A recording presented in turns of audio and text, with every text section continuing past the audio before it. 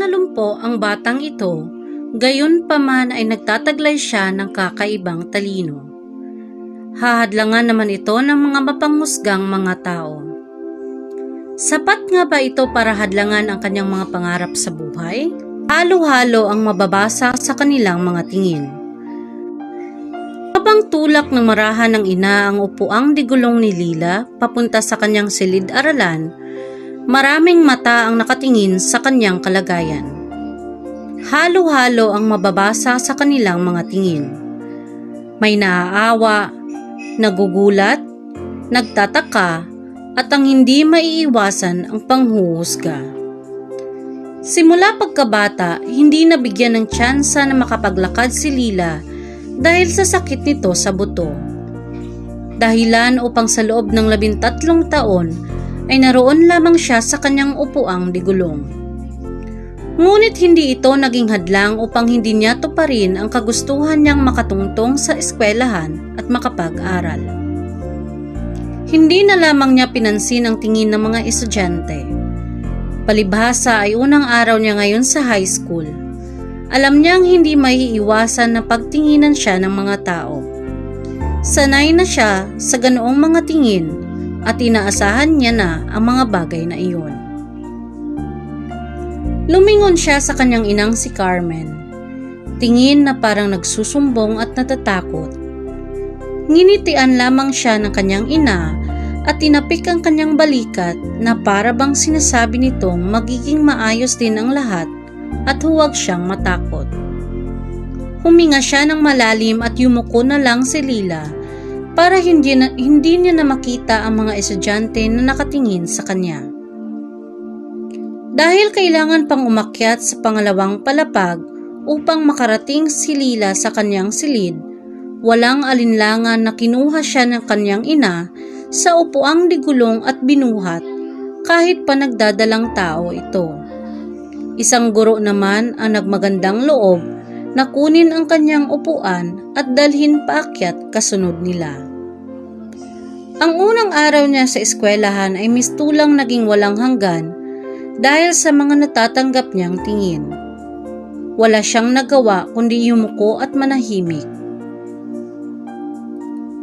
3 araw ang lumipas at napagpasyahan na ilipat ang kanilang silid sa unang palapag dahil hindi pwedeng magpatuloy ang ganong sitwasyon ni Lila at ng kanyang inang nagdadalang tao. Hindi nila pwedeng hayaan na mahirapan sila o hindi kaya'y maging resulta ng pagkalaglag ng batang nasa sinapupunan ni Carmen.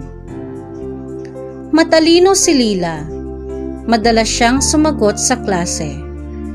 Pero hindi nakakatakas sa pandinig niya ang mga pabulong na komento ng kaniyang mga kamag-aral. Naku, bida-bida. Sa talino bumabawi kasi lumpo. Matalino nga, hindi naman makalakad. Pinilit niyang manahimik at huwag na lamang patulan ang lahat ng kanyang naririnig. Sa isip niya, hindi niya kailangang magpa-apekto dahil alam niyang kaya niyang patunayan ang sarili niya at kahit palumpo siya o hindi makalakad. Nasasaktan siya kasi totoo iyon.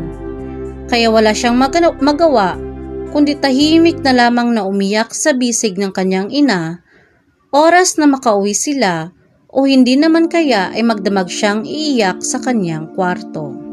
Isang umaga, habang naghahanda siya upang pumasok at kasabay niyang kumakain ng ina, naisipan niyang tanungin ito tungkol sa bagay na matagal nang gumugulo sa kanyang isipan. Ma, hindi ka ba napapagod sa kalagayan ko at alagaan ako? Napatigil ang kanyang ina sa pagkain at tumitig sa kanya sa kabumuntong hininga ito at ngumiti ng tipid. Napapagod, pero hindi ako susuko para sa iyo. Hinding-hindi ko may isipang sumuko dahil nakikita kong nagsisikap ka. Na sa ganyan ka mang kalagayan, ipinagpatuloy mong lumaban. Malakas ka, kaya dapat ay malakas din ako. Ang mga salita ng kanyang ina ay naging dahilan pa upang mas maging matatag siya. Hinayaan niya ang lahat ng kanyang mga naririnig mula sa iba at ipinagpatuloy ang mga ginagawa niya.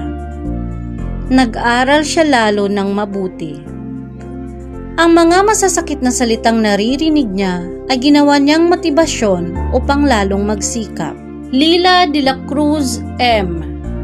Nagkamit ng unang karangalan, pinakamahusay sa Ingles, matematika, Filipino, sining, at araling panlipunan.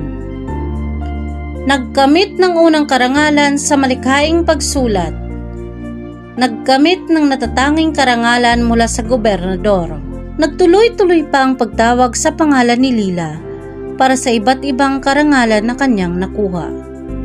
Walang tigil sa pagbuhos ang luha ni Carmen dahil sa sobrang paghanga sa anak.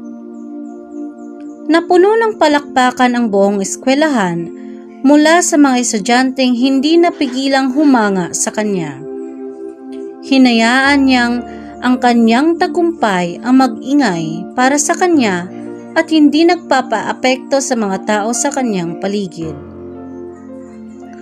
Ang mga panghuhusga ay magandang gawin upang motibasyon sa buhay, upang mas lalong magsikap at patunayan ang sarili na kahit anumang salita ang marinig, hindi ka babagsak. Para kay Lila, kailanman ay hindi magiging hadlang ang kanyang kapansanan sa pag-abot ng kanyang mga pangarap. Panalo ang taong sumusubok na lumalaban. Mga aral ng kwento. Huwag maging mapanghusga sa kapwa. Hindi natin alam ang kanilang pinagdadaanan. Matutong pahalagahan ang pagsisikap ng iba. Lahat tayo ay patuloy na sumusubok at lumalaban sa buhay. Maging matatag sa lahat ng hamon sa buhay. Gawing motibasyon ang mga negatibong pag-uugali na nakapaligid sa atin.